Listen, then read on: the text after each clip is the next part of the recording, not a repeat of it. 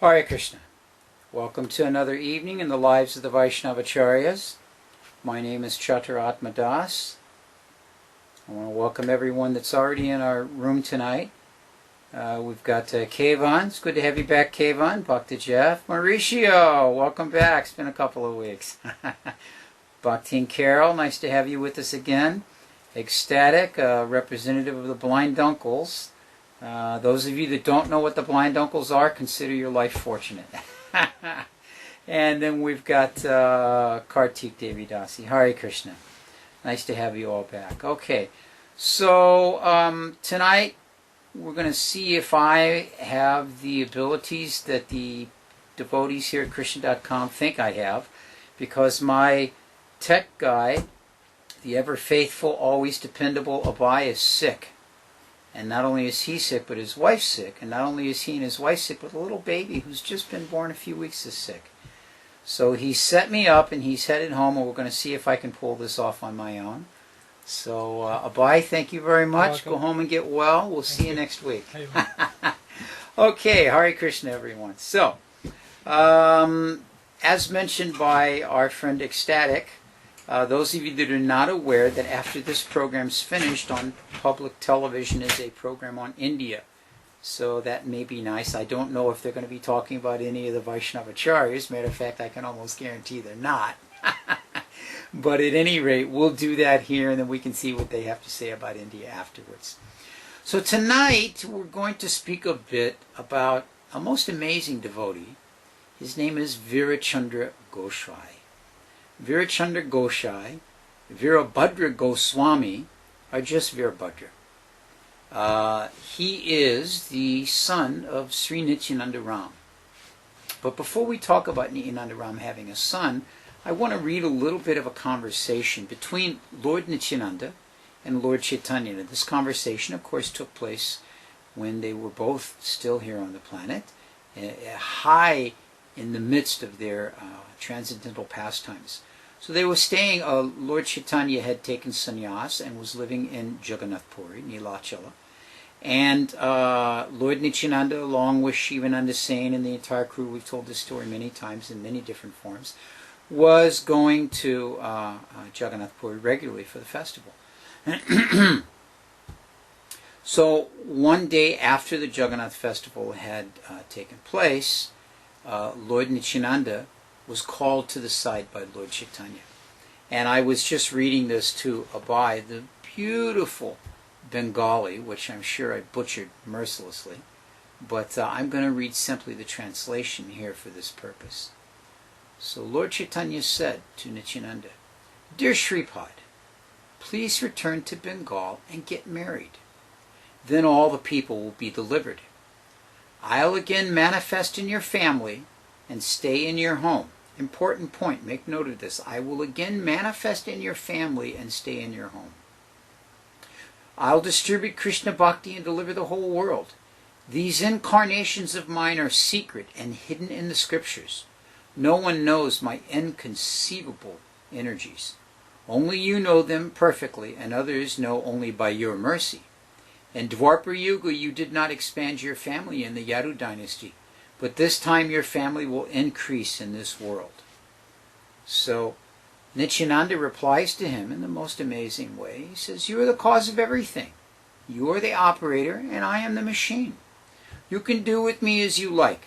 No one can direct his intelligence independently. You're my personal benefactor, protector, and maintainer. All I do is dependent on you. You made me a mendicant and made me travel all over the country. Yet you put a curtain on my eyes and remain hidden from me directly." So then he goes on to say, if you want me to get married, then I will get married. But what about you? You've abandoned household life and now you're asking me to take it up. So in this way, back and forth, the two of them go. The ultimate conclusion, of course, is that Nityananda would return to Bengal and take up the Grahastha ashram. Now, when Nityananda returned, the person that was instrumental in this is someone we spoke about last week. I don't know. I know some of you in the chat room were with us last week, and I don't know how many of you in Webland. out there were with us, but we spoke about Udarnadatta Thakur. Udarnadatta Thakur went with Lord Nityananda to the home of Suryadas. And Suryadas had two very beautiful daughters, Janava and Vasudha. And so the arrangement was proposed that Suryadas should allow for his daughters to marry Lord Nityananda. And Suryadas had had a dream that indicated this would be a good thing, and so he was favorable to it. He had presented the dream to his family members, to his brothers and uncles and other elders in the family, and they all said, well, you can't base, activities in this world on a dream, so, what about practical things? So Suryadas, for the pastimes of Lord Nityananda, became covered by illusion. And he said to Nityananda, yes, we would like to give our daughters to you.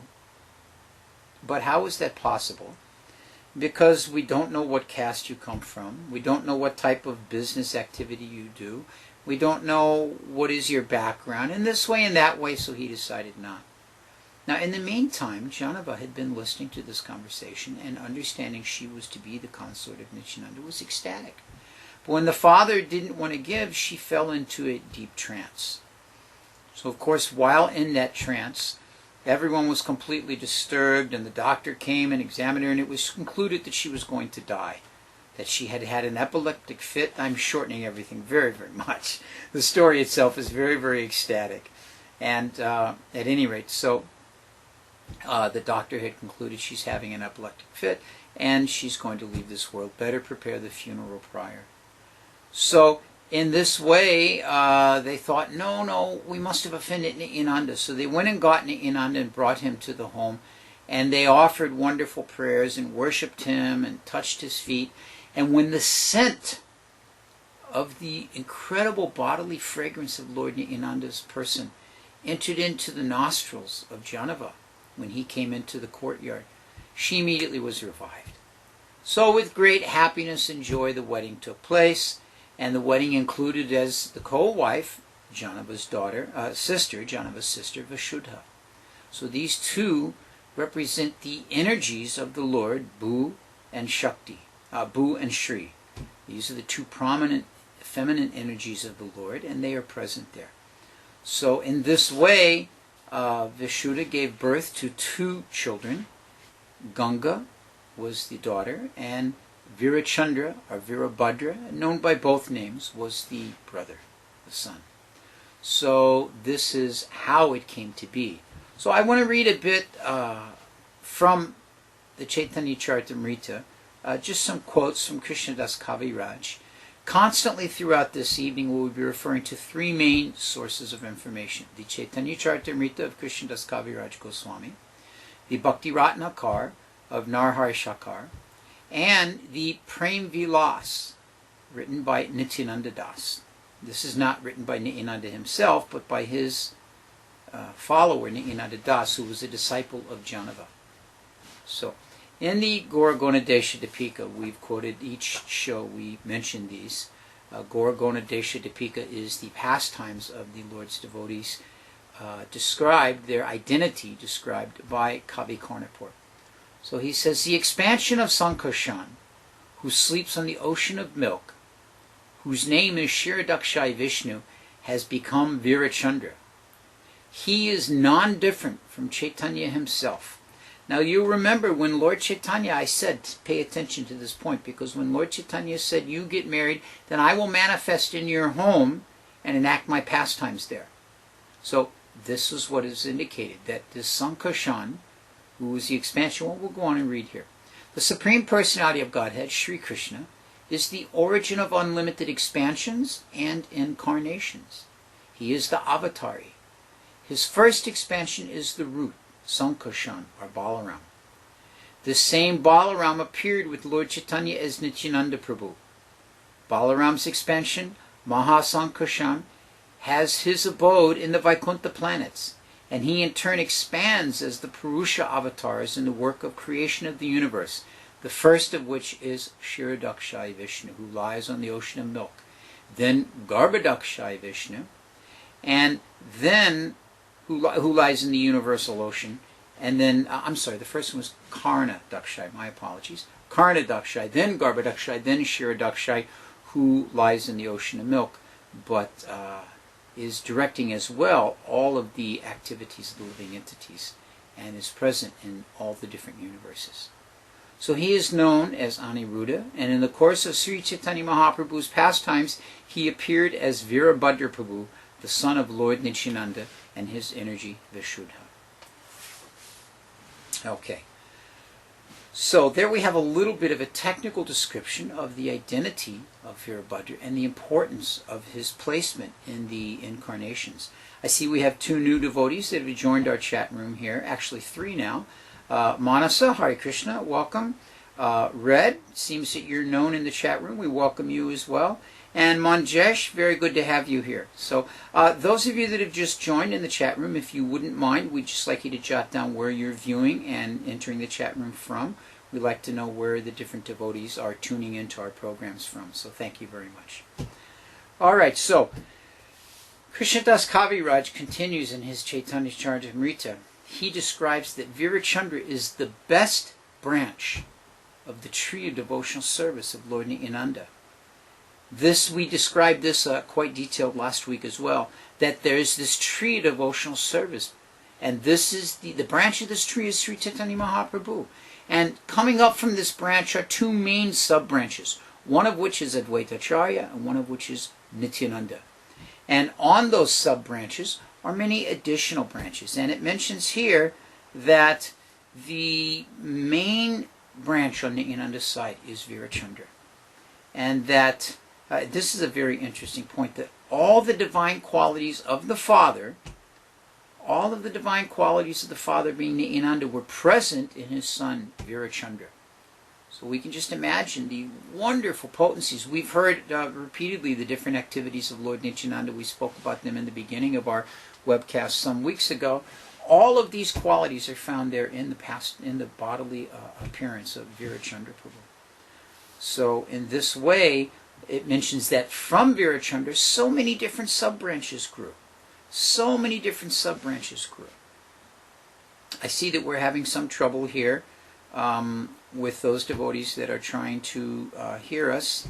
If you do as you're being advised there on the webcast, because you're probably not hearing it if you're not getting a live connection, but anytime you have problems, this is applicable for all of you, you can just go and refresh your page, and that should bring you right back in. It's just one of the ways the web works. All right.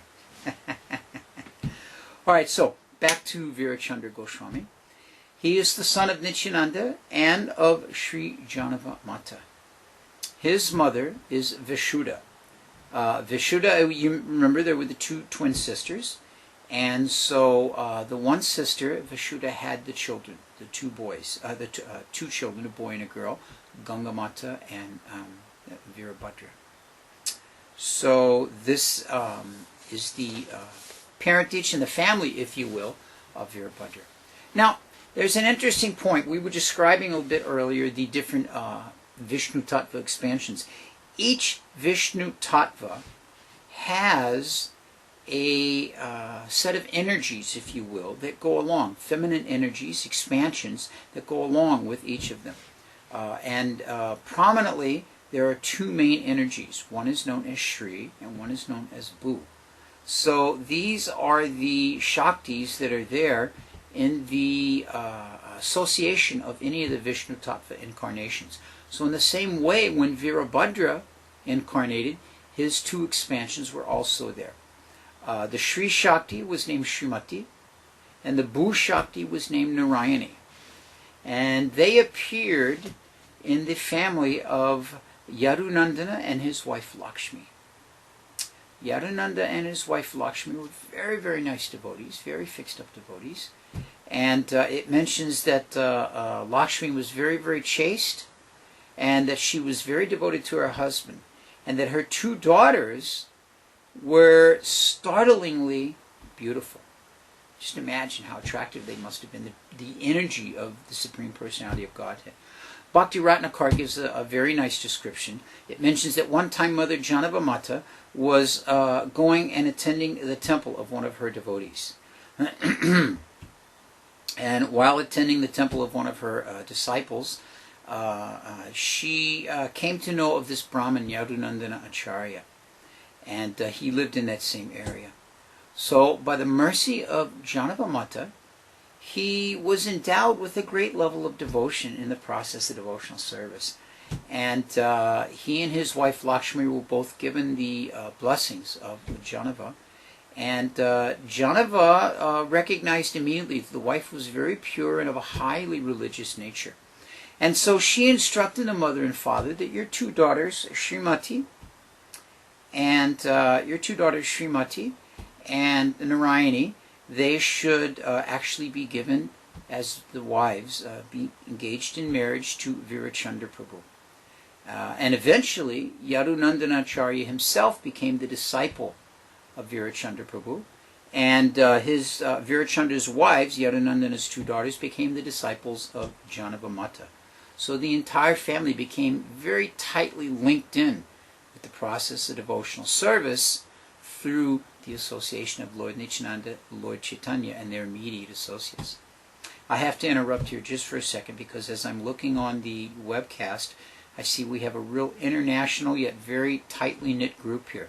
We have Ecstatic, who is joining us here in the local area, and he's joined by his wife Shamapriya, looks like Shamapriya, and then their daughter, who is actually viewing from Japan.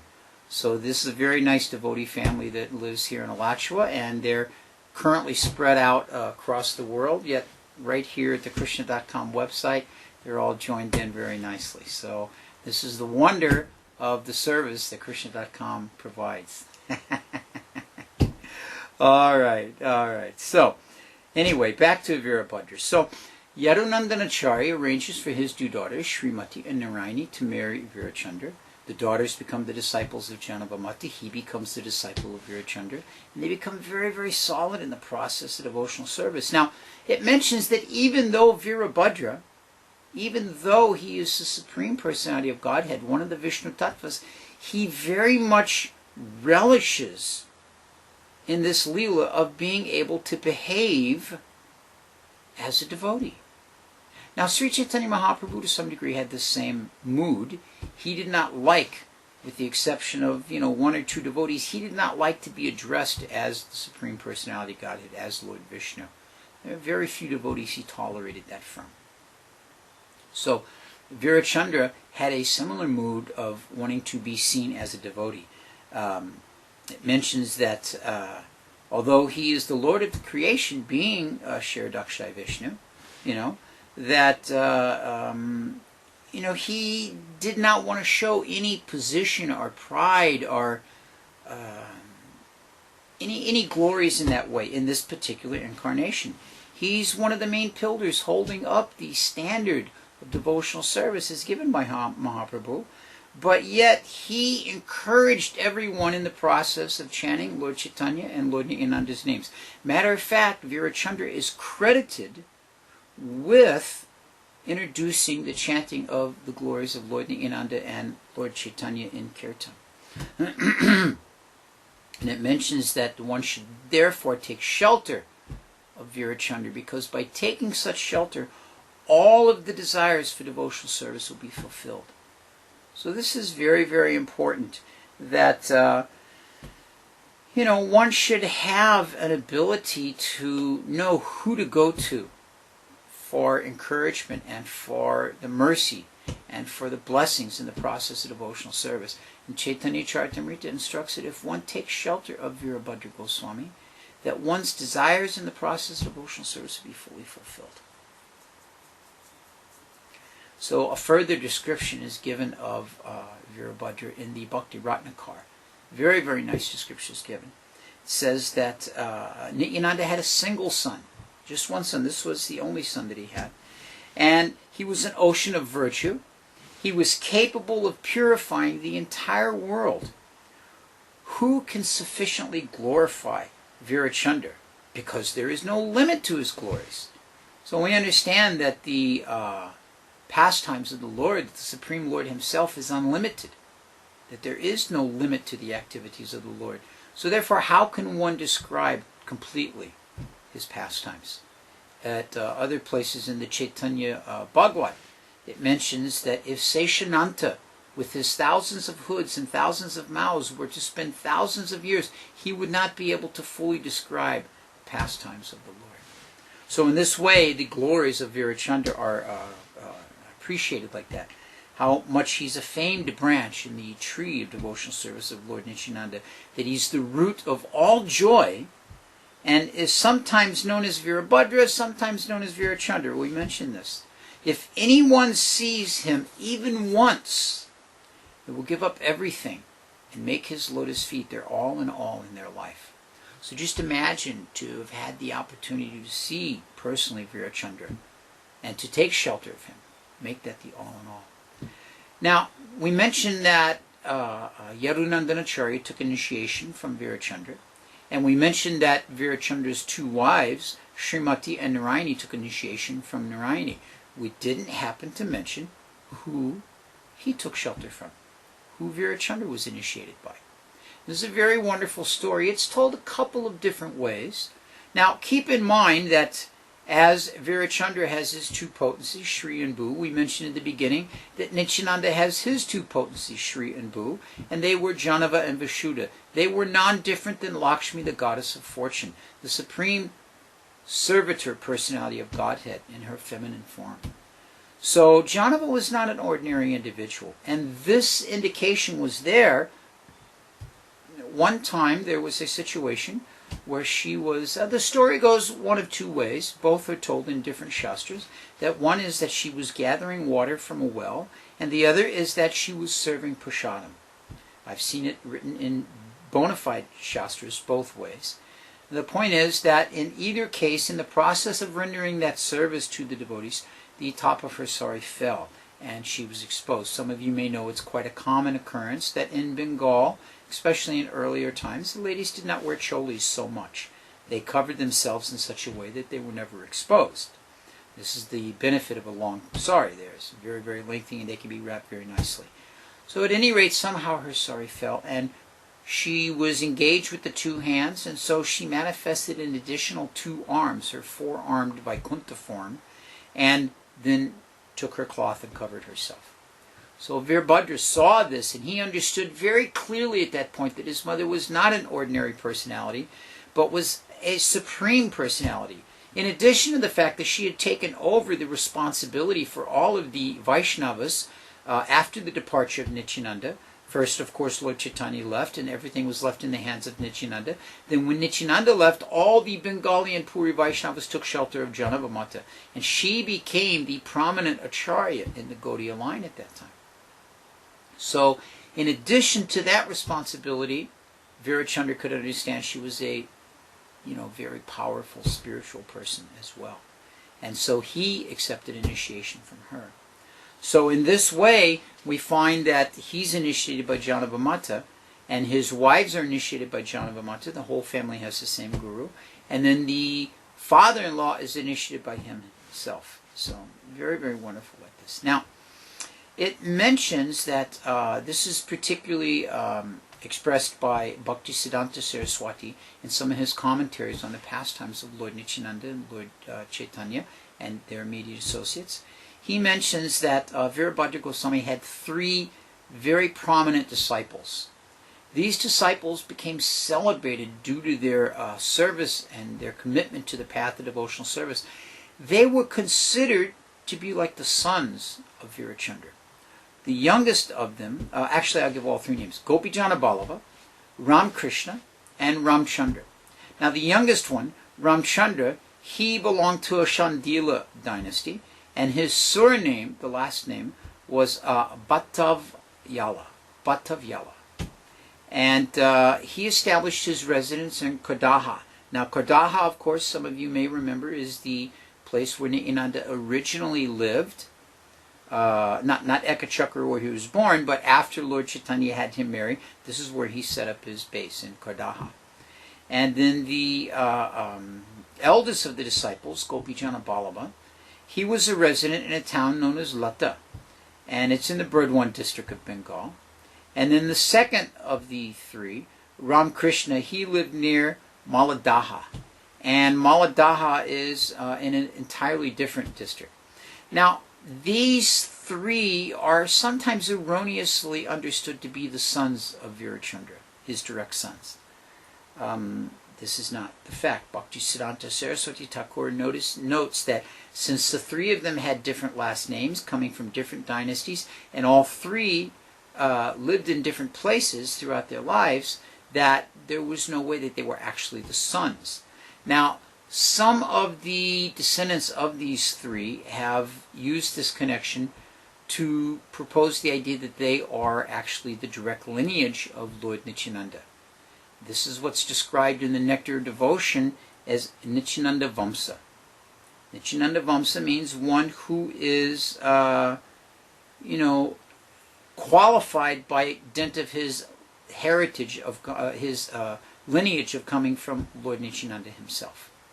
So this begins from these three disciples, but in reality the Acharyas have pointed out that these were not the sons of Virabhadra. Therefore, this idea of Nityananda Vamsa is a bogus idea. So, now we find after some time that this is described in detail, and we're going to read this detail because it's very, very wonderful. In the Bhakti Ratnakar, in the 13th chapter, it's described in great detail how Virachandra was instructed by Janamamata that he should go to Vrindavan, and he should take a pilgrimage for some time like that. So I'm going to read this as it's given in the Bhakti Ratnakar, because the descriptions of Narahari Shakar are very, very wonderful in the activities that are taken up by Virachandra as he's working his way towards Vrindavan. As you may have heard in many of the pastimes of the different devotees that go to Vrindavan in these webcasts, that none of them go directly, just like, hop on the plane in New York, fly directly to Boom. They all take the different pilgrimage paths and stop in all these different places. So this is what also we see. On the order of his mother, Sri Birachandra Prabhu made a pilgrimage to Sri Vrindavan Dham. First, he visited the home of Udarna Datta Thakur in Shaptagram. Now you remember Udarna Datta Thakur was prominent as one of the 12 cowherd boys associates of Nityananda. He was also prominent as the person that put the family of Nityananda and Suryadas together. And to our side, as we mentioned last week, speaking about him, he is a direct ancestor of Srila Prabhupada. So first he stopped at Shaptagram, the residence of Udarna Datta Thakur. Udarna Datta Thakur's son, Srinivas Datta Thakur, greeted Birachandra and with a respectful reception took him as his guest and kept him there for 2 days. During that time, it mentions that he showed him around Shaptagram to the different places of the activities of the devotees and of the pastimes of the different great Vaishnavas that lived there. From there, he went to Shantipur, where he visited the house of Advaita Acharya. Now, keeping in mind that Udarna Datta has passed away by this time, Advaita Acharya has passed away, so it's up to their descendants, their children, to look after Virachandra, as is appropriate, since Virachandra is the son of Nityananda, who is now also departed from this world. Excuse me just one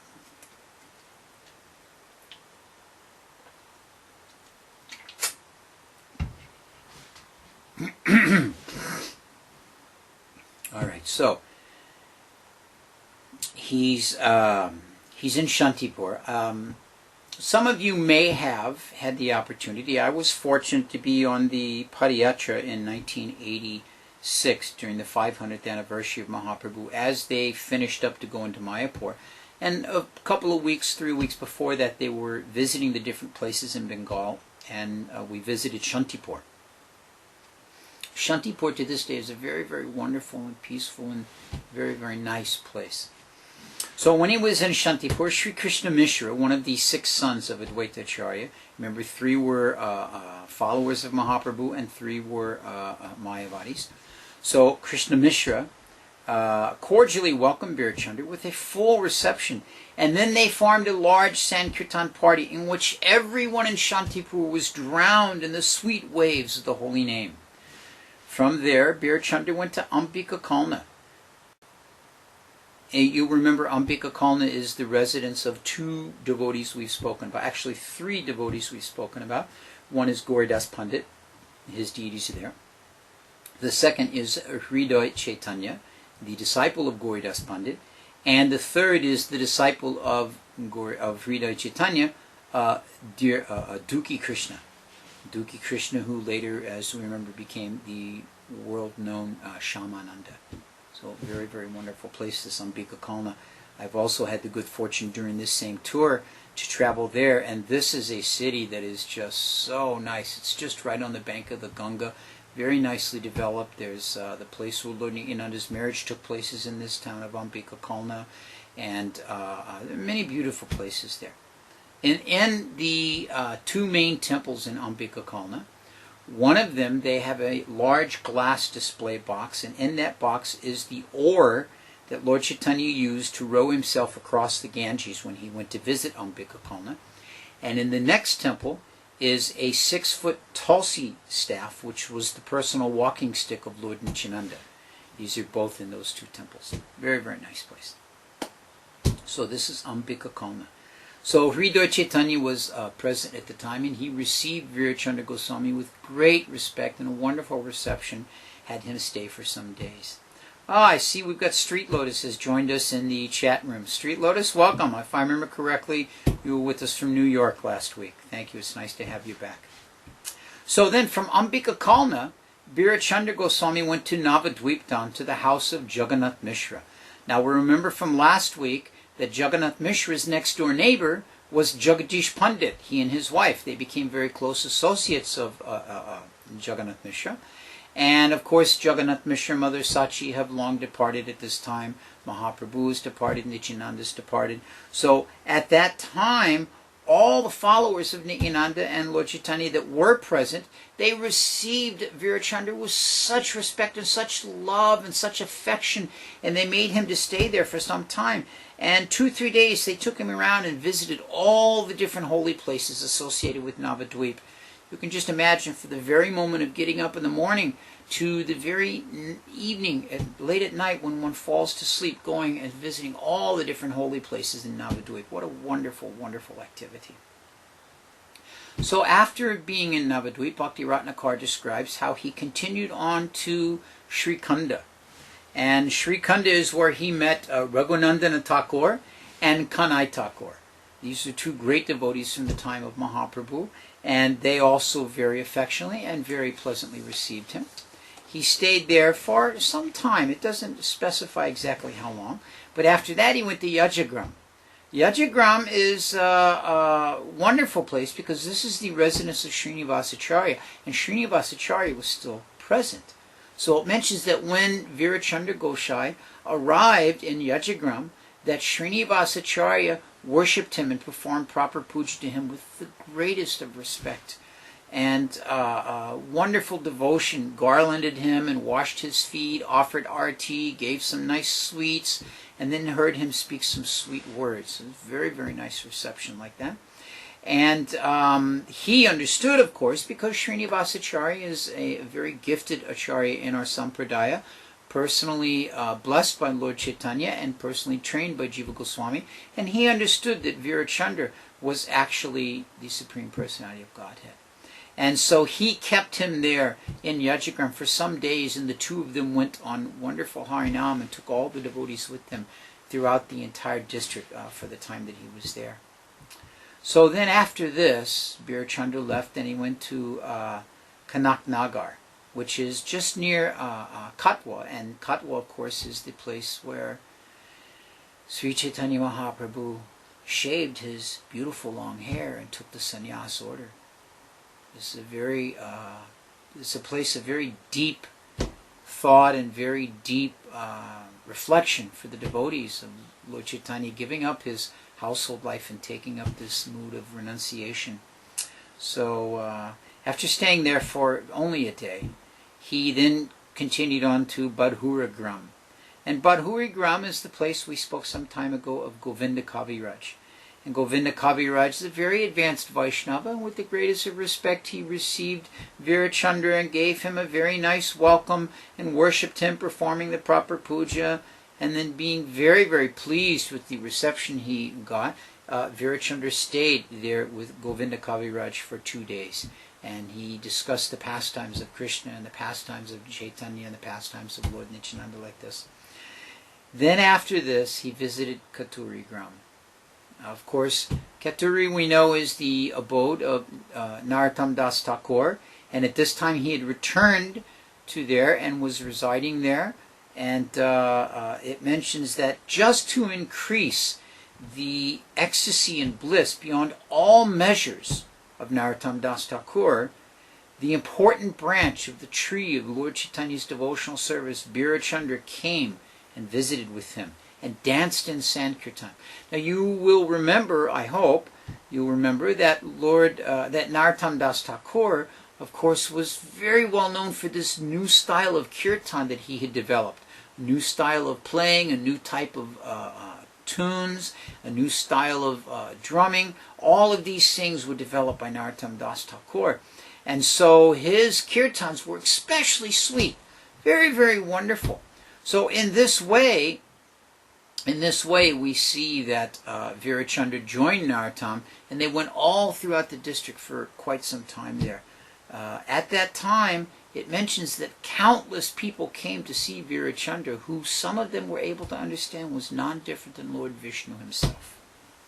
So he stayed there for quite some number of days, and each day was a great Sankirtan festival of chanting and dancing and prasadam. And then finally Virachandra continued on his way to Vrindavan. On the way from Bengal to Vrindavan, of course, along the path, he would stop and speak with people and give his mercy. And it mentions that many sinners and many atheists were converted on the path of devotional service by the influence of Virachandra.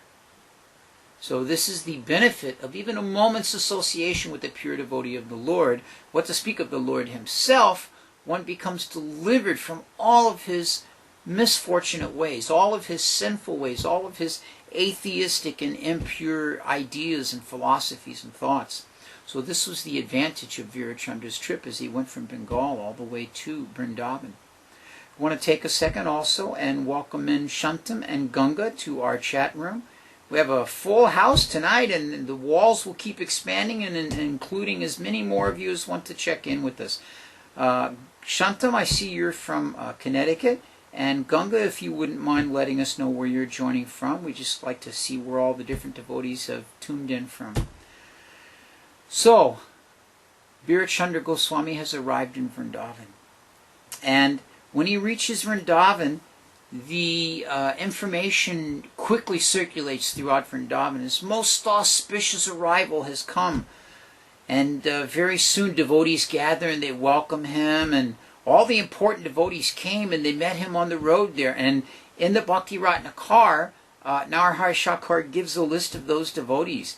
He says, all the great souls, including Sri Jiva Goswami, Srimad Krishnadas Kaviraj Goswami, as well as Sri Ananta Acharya, Sri Haridas Pandit, who both were disciples of Gadadhar Pandit, Sri Krishnadas Brahmachari, Gopinath Adhikari, Sri Madhu Pandit, who was you may remember, Madhu Pandit was the pujari at the Sri Gopinath temple, Bhavananda Kashishwar and his disciples, and Sri Govinda Goswami, who was the pujari at the Govindaji temple, and Yadava Acharya were there, as well as many others. So this is what's very, very wonderful, is you see that we're already starting to get to the second generation of Mahaprabhu's followers, because Mahaprabhu and all of his main associates, the 6 Goswamis, they've all departed. But Jiva Goswami is still here, a few of these other senior personalities, Krishnadas Kaviraj, and it mentions that when Virachandra went to all the different places, that he was personally blessed by Bhugarbha and Lokanath, that they were both still present there at that time. Bhakti Ratnakar says, everyone came out to see Virachandra Prabhu, and all the residents of Vrindavan were filled with delight upon seeing the beautiful form of Virachandra. There was no one who was not overwhelmed by seeing the manner of ecstatic bhakti that was exhibited in the personage of Virachandra Prabhu. He sang the beautiful qualities of Vrindavan and all of the Vaishnavas there. After this, he visited all the deities, predominantly Sri Govinda, Sri Gopinath, and Madan Mohan, and all of the other deities residing in Vrindavan. Then it was, as I mentioned, it was Bhugarba, but it wasn't Krishnadas Lokanath Goswami, it was Jiva Goswami.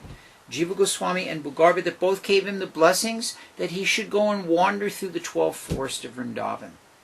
Very, very nice. I've had this, personally, this opportunity this last November to be in Vrindavan, October and November, to be in Vrindavan with a group of devotees, literally wandering in the different 12 forests of Vrindavan, going to all the different holy places day in and day out, and getting the association of all the wonderful devotees there. So in this way, Virachandra went to the 12 forests, he went to Radha Kund, he went to Shama Kund, he went to Govardhan Hill, he went to all these different places, and in each one of them he exhibited wonderful and amazing transformations of bhakti, and all the residents were just enchanted to see the ecstatic divine love that was manifest wherever he came. In this way he visited all the holy places of Vrindavan and stayed there for some time. Of course, one doesn't get to see all the holy places like that just immediately. One spends a great amount of time there. So it mentions he spent quite some time there, and then after this, then he returned to the land of Bengal, Gauradesh, to the land of Sri Chaitanya Mahaprabhu. All of these activities he experienced in Vrindavan and his travels were all spoken about and filled the devotees in Bengal with great satisfaction and pleasure to hear about his activities and his pastimes while he was in Vrindavan and while he was traveling to and from like this. It mentions that his opulences that manifested during this time were considered non-different than the opulences of Lord Nityananda himself. I see that the great one, the great moderator, has joined us from Dallas. Good to have you with us. Hare Krishna.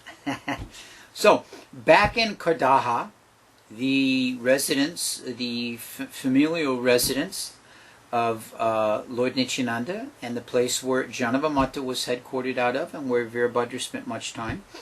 There's a description given of the temples that are currently residing there, and some of the deities there. There's a Sham Sundar temple, and in there is a manuscript of the Bhagavad, Srimad Bhagavatam.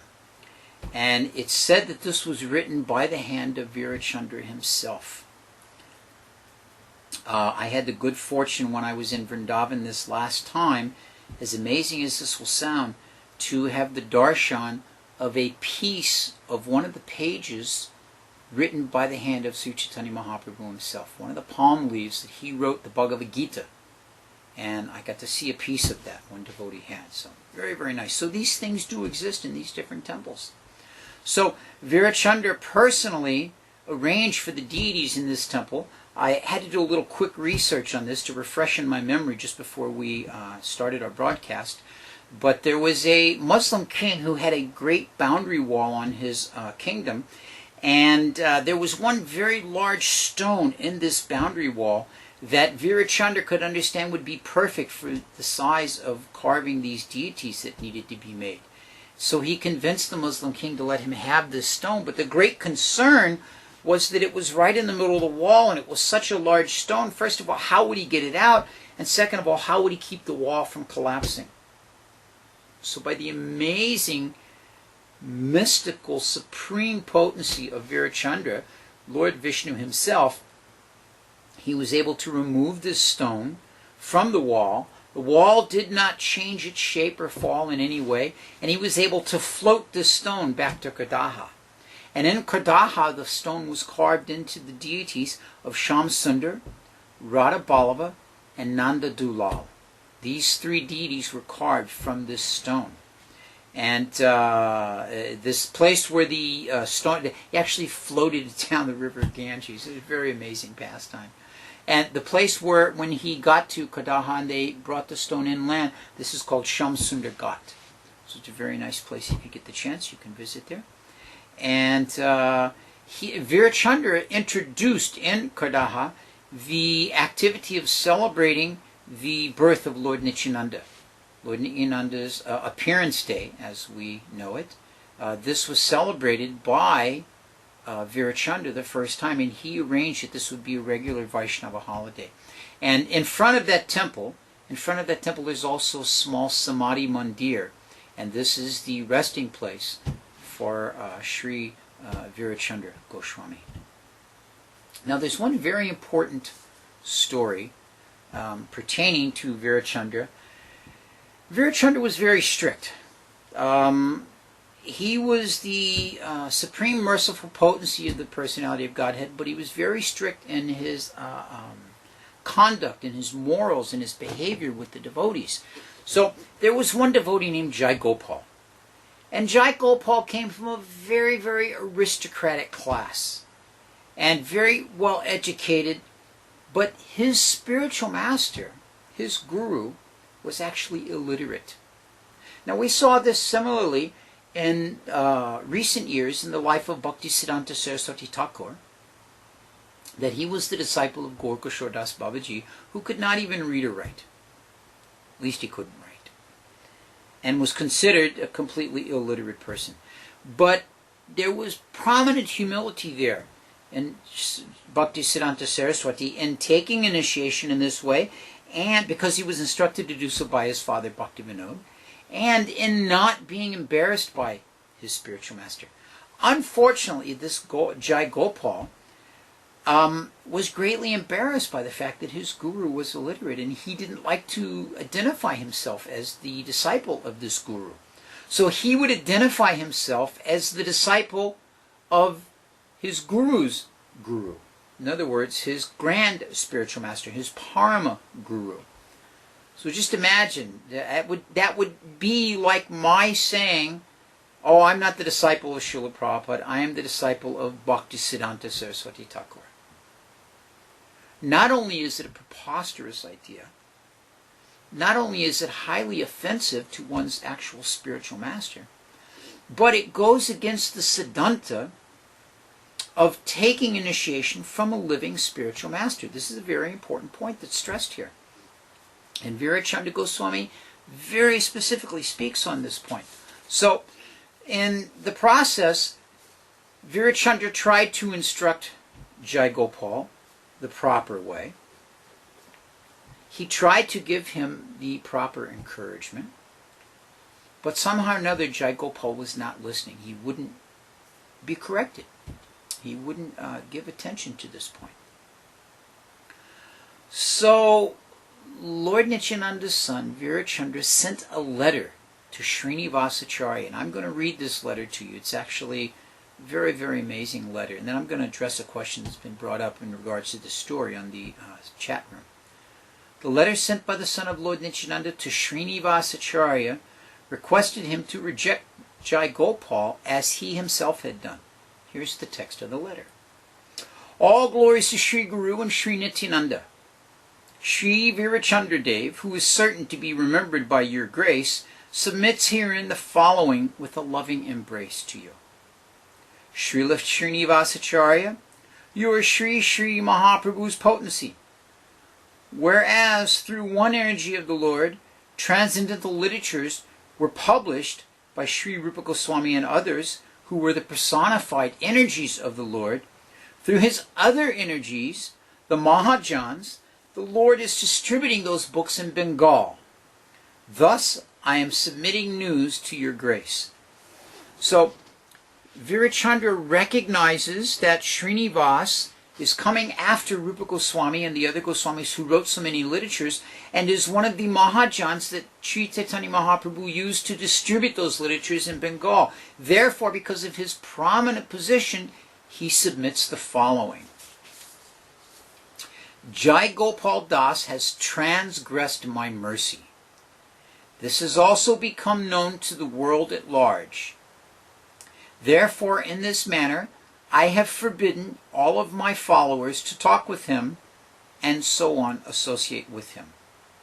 Similarly, your grace may also not talk with him and similarly associate with him. So Virachandra takes a very strong position. Jai Gopal has offended his guru.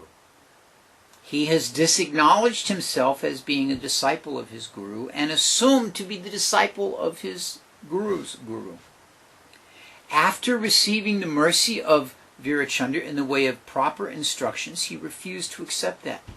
Therefore, Virachandra completely withdrew all association and mercy to him and requested the other senior Vaishnavas to do so. This is a very important point. We shouldn't take it frivolously. We should understand what is being done here. Bhakti Ratnakar then describes this pastime. Who does not cry upon seeing the qualities of Virachandra Prabhu? He ostracized the sinful Jai Gopal. Everyone came to know about this, and as a result, no one would speak with him. So proud was Jai Gopal that even in the midst of this type of controversy, he did not surrender to the proper spiritual authorities.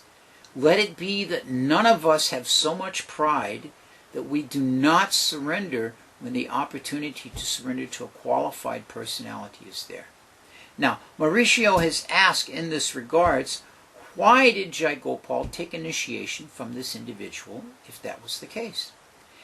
We don't know whether his embarrassment or his rejection of the position of illiteracy of his guru was there from the beginning, or if this developed over the course of time. That part of the story is not explained here. But what is explained is that the result of his activities was that he lost the mercy of Virachandra Goswami. Now, it's also an interesting point here. This pastime is, in addition to this, is described in the Prem Vilas. We spoke about the beginning, we would be mentioning 3 books that we're referring to. This Prem Vilas was written by Nityananda Das, and he was instructed by Janavamata, whose disciple he was, and Virachandra, to write these pastimes of the immediate devotees of Sri Chaitanya Mahaprabhu. There's a wonderful description, which I'm going to read from the Prem Vilas, of Virachandra receiving Srinivasacharya and introducing him, taking him to Janavamata at the festival at Keturi.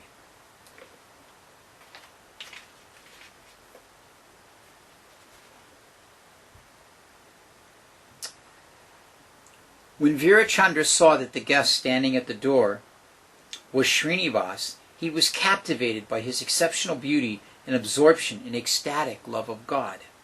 Srinivas repeatedly offered his obeisances to Virachandra Prabhu, and Virachandra Prabhu lifted him up and embraced him lovingly, inquiring from him, "How are you? How have you been?" Srinivas said, "I am the most unfortunate of persons." "Come, my friend," Virachandra Prabhu said, "I am happy to meet with you again. The Supreme Lord has sent me a most precious jewel in the association of you." Virachandra took Srinivasa inside to meet Janavamata, who had been anxiously waiting to meet her guest. As soon as she saw Srinivas, she felt her affection overflowing, and her remembrance of Sri Chaitanya and Nityananda intensified. She sighed heavily as she chanted, "Navadvipa, Chaitanya, Nityananda." Virachandra Prabhu said, "Mata, here is your servant. Please bestow love of God on him. He is on his way to Vrindavan. Please give him your blessing so that he arrives safely. If he meets too many obstacles on the way, he may not arrive in time to see the lotus feet of Sri Rupa and Sri Sanatan." "My dear child," Janavamata said to Srinivas, "proceed quickly to Vrindavan and bring back the books written by the Goswamis. Take shelter at the lotus feet of Gopal Bhatta Goswami."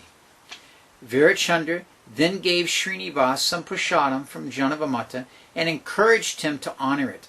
While honoring that prasadam, Srinivas was filled with transcendental happiness and intoxicated by love of God. A very, very wonderful, wonderful pastime there. There's many unlimited pastimes available about Virachandra.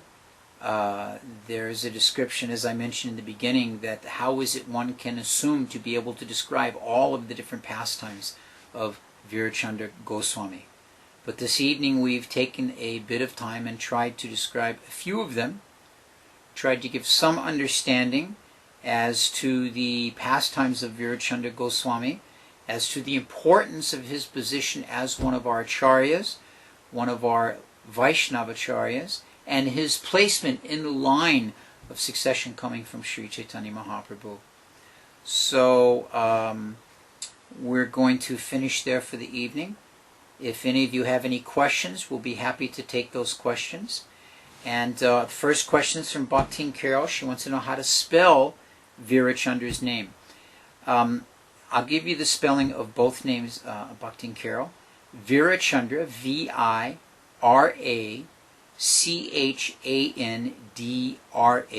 Goswami. Vira with the V, Chandra. R, it's Virabhadra, Virabhadra, Virabhadra. Now, quite commonly in Bengal, the V and the B are transposed, so you may sometimes see that exact spelling, but with the B at the beginning, as in Balaram, instead of a V as in Vishnu. So there you go. So if anyone else has any questions, any of our new guests, we had so many new faces in the chat room tonight. It's really wonderful to see so many devotees joining in. We really appreciate all of you coming and listening to the pastimes of Lord Chaitanya and his associates. If you have any questions, we're happy to have you throw them in there now.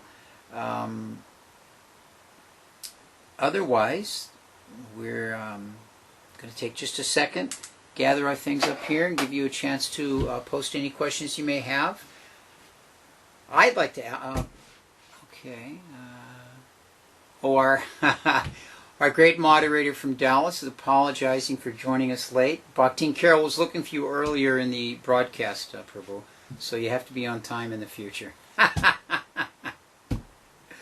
I would like to ask all of you that, of course, there's so many of you in the chat room tonight, this probably won't be possible all at one time. But drop a line to Krishna.com, a little email, and tell them what direction you would like to see this Lives of the Vaishnavacharya broadcast continue. To go back and rediscuss other personalities we've spoken about, or to keep on speaking about newer and newer personalities. As we've mentioned many times, unfortunately, there are only certain biographies available to the Lives of the Vaishnavacharyas. We are not fortunate enough to have biographies on all of Lord Chaitanya's associates. Of course, I'm sure the biographies are out there. Just like Virachandra, there's actually a book called the Virachandra Charita, and it's the entire life of Virachandra and his activities. But of course, it's in Bengal and Bengali, and hasn't been translated, and may not even be available right now. We don't know. So these are just some. I'd like some feedback from all of you. Just take some time during the next couple of days, send an email to Krishna.com, subject matter, Lives of the Vaishnavacharyas, and give me your input, how you'd like to see things go, so we can look at what you all would like to hear. So with that, it's a bit after 9, and we're going to finish again this evening. And we thank you all for joining us. Street Lotus just popped in with a question. Street Lotus, even if it's a question not about today's reading, feel free to go ahead. We'll give you a second to post that.